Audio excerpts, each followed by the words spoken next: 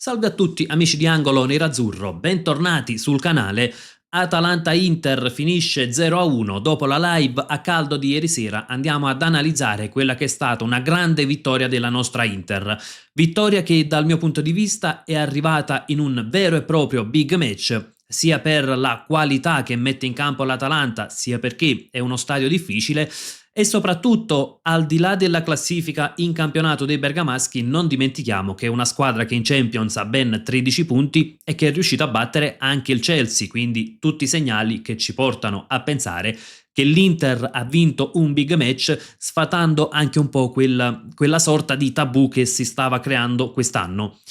Vittoria in cui l'Inter ha fatto benissimo sotto alcuni aspetti, c'è qualcosina naturalmente da registrare, da migliorare ulteriormente per fare un altro step di crescita, un altro salto di qualità, però sicuramente è stata una vittoria assolutamente strameritata e questo è testimoniato anche dai numeri. L'Inter ha concesso a Bergamo all'Atalanta 0 tiri in porta, quindi questo è già un dato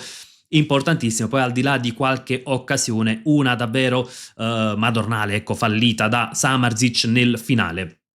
Andiamo con ordine, naturalmente andiamo ad analizzare anche dal punto di vista tattico e individuale quella che è stata la prestazione dell'Inter. Naturalmente vi ricordo, come al solito, anche un like se vi piace il contenuto del video e l'iscrizione al canale se non siete ancora iscritti. Iniziamo innanzitutto, ecco, con la lavagna tattica. Già nel prepartita di sabato avevamo detto era una gara che si sarebbe giocata molto con duelli uomo contro uomo. In realtà però diciamo che Palladino ha un po' sorpreso per gli accoppiamenti. Mentre infatti, ecco, l'accoppiamento c'era De Ketelaere su Bastoni e Scamacca su Akanji, tra l'altro pressing che nel primo tempo non era proprio estremizzato dall'Atalanta, poi nel secondo tempo è diventato più aggressivo, ovviamente soprattutto dopo poi il vantaggio dell'Inter. Pasalic però non andava su Bissek ma andava su Çalhanoğlu. Ecco, c'era Pasalic, Çalhanoğlu, Deron, Zielinski e quindi qui in questa zona di campo c'era Bissek che aveva un po' più di libertà nella prima costruzione. Libertà che in realtà però nel primo tempo l'Inter ha sfruttato poco. Dopo, ecco, la prima costruzione, su Bissek usciva Ederson e su Barella usciva Kolasinac. Qui all'Inter lasciava un po' più di spazio sulla parte destra, poi ovviamente le altre accoppiate erano Zappacosta Di Marco, Zaleschi, Luis Enrique e si lasciava il 2 contro 2 in difesa. Partiamo dalla scelta di Chivu. Zielinski, Çalhanoğlu, quindi l'idea del doppio play che molto spesso si abbassavano. Ecco, Çalhanoğlu era spesso proprio nei 4 di difesa con Pasalic che poi andava a seguirlo e Zielinski che si abbassava per dare uno sbocco in prima costruzione o addirittura qualche volta abbiamo visto Bissek leggermente più alto e con sia Çalhanoğlu che Zielinski più basso. Ovviamente è stato alcune situazioni, non era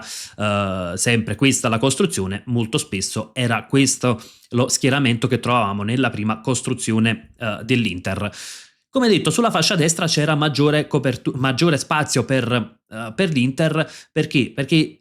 c'erano delle scalate in cui gli avversari dovevano coprire più campo. Ederson da qui era costretto ad arrivare fino su Bissek e Kolasinac andava su Barella. In realtà un Barella che ha fatto tantissimo movimento, molto spesso lo trovavamo quasi qui in posizione da trequartista e quindi con Kolasinac che era costretto ad andare fuori posizione, a volte si abbassava. Quindi insomma questo movimento che di certo ha allungato le maglie dell'Atalanta.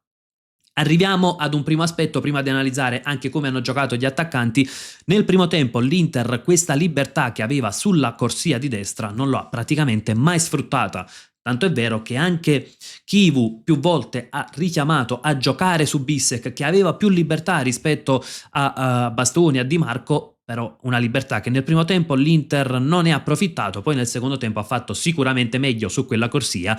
Uno su tutti è stato proprio Luis Enrique che è cresciuto tantissimo.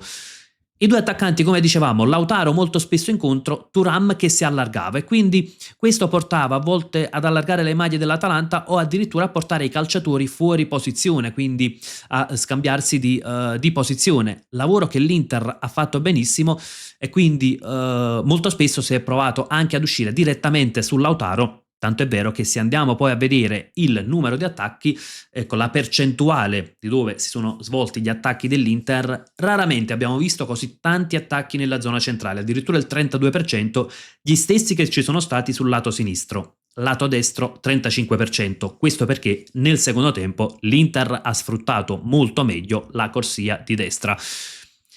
Corsia di destra che è stata, come detto, sfruttata bene nel secondo tempo con Luis Enrique che è stato bravo ad attaccare lo spazio alle spalle di Zalewski anche in occasione quando c'è stata l'occasionissima, quando Luis Enrique si è trovato a tu per tu con Carnesecchi, poi non è stato freddo sotto porta, ha sbagliato, poteva segnare sicuramente, però ecco, quel movimento era corretto, sfruttare lo spazio alle spalle degli esterni dell'Atalanta. Questo naturalmente è stato facilitato dal fatto che Kolasinac era su Barella, quindi lo spazio che l'Inter andava a creare.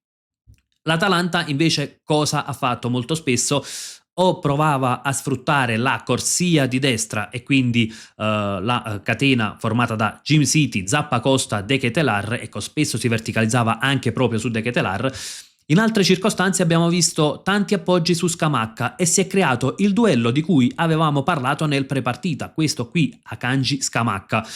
Duello che, ecco, fisicamente Scamacca forse è è messo meglio, diciamo, c'è un mismatch dal punto di vista dell'altezza, ma rispetto ad Akanji ovviamente, ma il calciatore dell'Inter ha vinto praticamente gran parte dei duelli.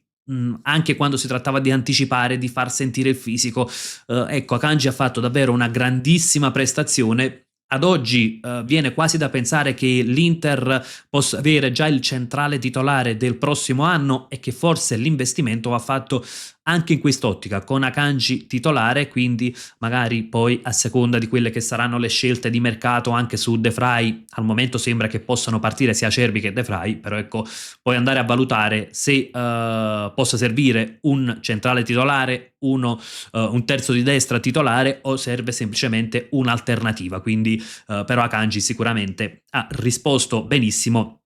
da questo punto di vista. Dicevamo degli attaccanti, c'è un Thuram che ha fatto, secondo me, dal punto di vista tattico, un ottimo lavoro. Il problema è stato un pizzico di superficialità quando si è trattato di fare delle esecuzioni, ecco, per così dire. Tante volte passaggi fatti con troppa superficialità, un pizzico di leggerezza di troppo e quindi poi c'è stato qualche errore. Però, ecco, dal punto di vista tattico, Thuram e Lautaro hanno fatto benissimo, come in occasione del gol, purtroppo poi annullato, però avevano allungato benissimo le maglie dell'Atalanta e con questo ecco poi avevano trovato lo spazio per andare a far male alla squadra nerazzurra. Nel primo tempo è stato praticamente un Inter che ha quasi dominato la partita, ecco, è stato un Inter che ha creato tantissimo, molto spesso però è mancata la finalizzazione. Quindi, ecco, un Inter, se andiamo a prendere anche le statistiche, queste sono soltanto del primo tempo, fa tanto possesso palla, tanti tiri,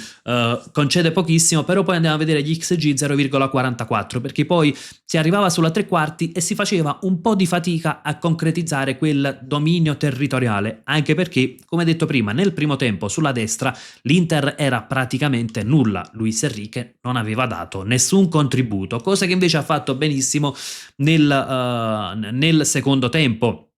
dove praticamente è stata anche un po' più equilibrata la partita, perché poi se andiamo a vedere il possesso palla, naturalmente dati che sono alterati anche dalla situazione del punteggio, dopo l'1-0 dell'Inter è un po' cambiata la partita, però sicuramente nel secondo tempo è stata un'Atalanta che è cresciuta, era più aggressiva e quindi riusciva anche a tenere meglio testa all'Inter. Un Inter che poi con l'ingresso in campo di Pio Esposito e successivamente dopo l'errore di Jim City è passata in vantaggio, quindi palla a Pio Esposito, appoggia a Lautaro, è sembrato un qualcosa di scontato, però secondo me ecco non deve essere banalizzato quel passaggio di Pio Esposito, quella lucidità mentale di dare palla a Lautaro, poi a tu per tu con carne secchi, Lautaro ha sbloccato il match e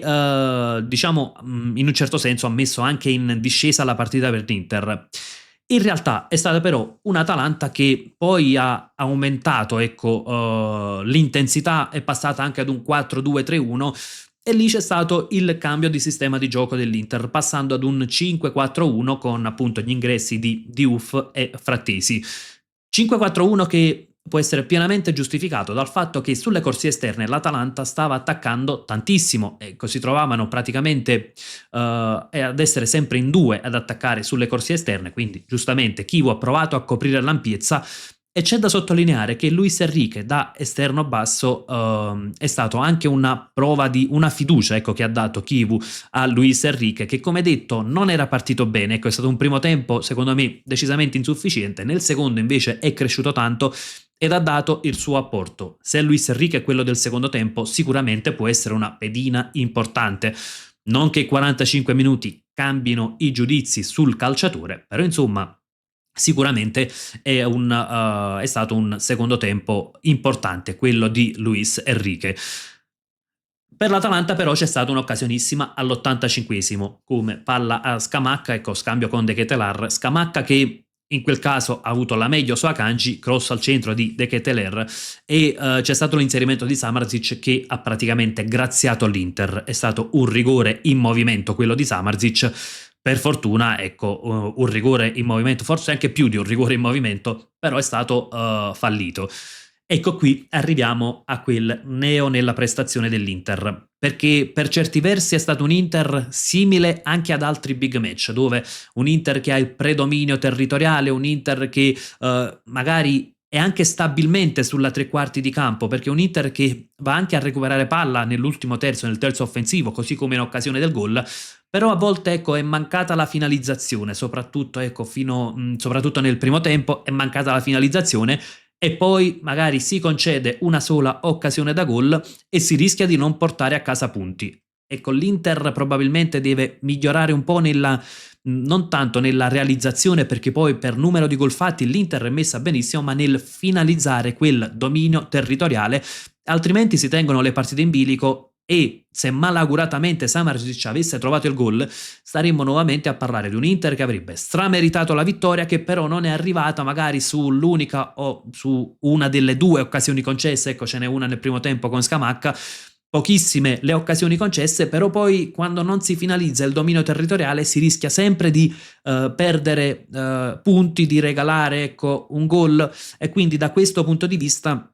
l'Inter deve sicuramente fare un ulteriore step di crescita, perché a fine primo tempo sfido chiunque a non pensare che potesse essere nuovamente la solita storia, quindi un big match dominato però non senza i 3 punti portati a casa. Detto questo e neo a parte, ovviamente nella prestazione dell'Inter sicuramente è un Inter che ha strameritato i 3 punti a Bergamo, è un Inter che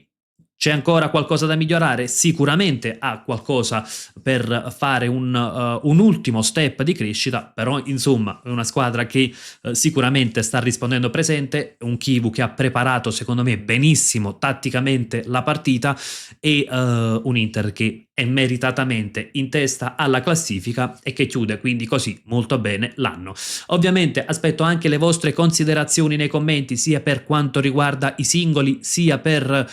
quanto riguarda ecco gli aspetti tattici, se avete notato qualcosa di diverso rispetto a quanto ho sottolineato io in questo video, cosa ne pensate anche dell'abito tattico che è stato cucito da Chivu in questa Inter a Bergamo, per questa Inter a Bergamo. Insomma, come al solito discutiamone nella sezione commenti e come sempre invece io vi saluto con un gran bel Forza Inter.